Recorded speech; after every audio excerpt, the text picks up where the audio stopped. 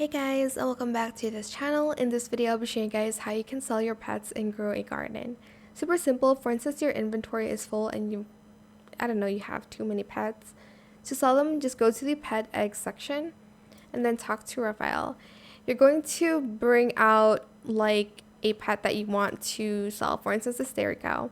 You're going to just ask how much is this worth here. For instance, it's worth a lot. It's not worth a lot because this pet is common, but if you'd like to sell it and your inventory is full, just select the I want to sell my pet. I'm not going to sell it first though because I don't know like if it's a good pet or not. I need to check before I do sell one. So just check before you sell if this pet is worth something or not.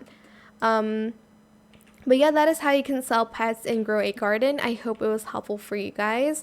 Don't forget to like, comment, share, and also subscribe to this channel if you haven't done that already. If you have any more questions about this video, just leave it in the comment section down below. I'll try my best to answer them all for you guys. And if you found this video helpful, please click the thanks button as well. That is it. Thank you so much for watching. Bye.